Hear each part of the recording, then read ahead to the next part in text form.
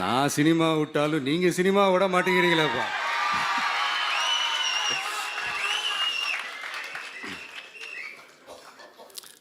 அப்புறம் இன்னொரு ரீசெண்டாக அந்த ஒரு விஷயம் போயிட்டுருக்குல்ல, இந்த கருத்து கணிப்பு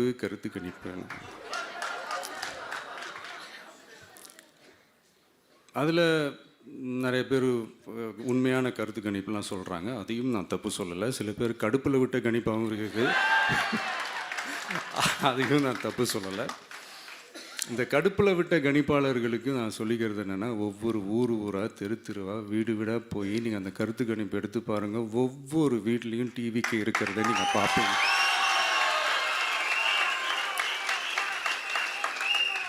அப்படி சப்போஸ் உங்களுக்கு அது ஷாக்கிங்காக இருந்துச்சுன்னா ரப்பர் வச்சு எல்லாத்தையும் அழிச்சிட்டு மறுபடியும் முதல்லேருந்து எடுத்து பாருங்கள், அதே ரிசல்ட் தான் வரும்.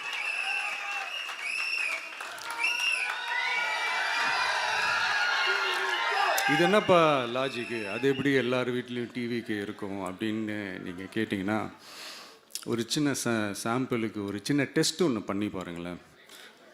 நம்ம சிஎம் சார் இருக்காங்கள்ல, ஸ்டாலின் சார், ஒரு 2 இயர்ஸ் பேக் இருக்கும்னு நினைக்கிறேன். ஒரு மேடையில் பேசும்போது சொன்னாங்க, இந்த மாதிரி என்னோடய கட்சிக்கு அவங்களுடைய கட்சிக்காரங்க சில பேர் பண்ணுற அட்ராசிட்டி, ஒரு சில மந்திரிகள் பண்ணுற சில அட்ராசிட்டிஸ்லாம் பார்த்து ராத்திரியில் எனக்கு தூக்கமே வரமாட்டேங்குது அப்படின்னு ஒரு 2 இயர்ஸ் பேக் இருக்குன்னு அந்த வீடியோ கூட இருக்குது. அப்படி இருக்கிற அவர் என்னைக்காவது ஒரு நாள் அசந்து தூங்குவார்ல, அப்போ அவர்கிட்ட போய், சார்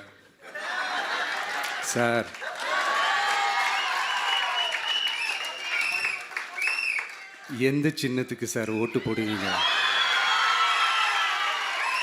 அப்படின்னு கேட்டு பாருங்க. விசில் சின்னத்துக்கு தான்.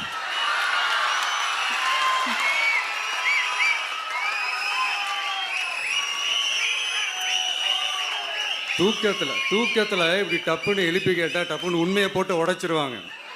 அதுக்கு சொன்ன அப்படி இருக்கிற இந்த நிலைமையில டிவிக்கு வந்து சிட்டியில் தான் இருக்குது, டவுனில் தான் இருக்குது, வில்லேஜ் சைட்லலாம் இல்லை அப்படின்னு சொல்கிறவங்களுக்கு இந்த மாதிரி சில டெஸ்டெல்லாம் பண்ணி பாருங்கள், தெரியும்.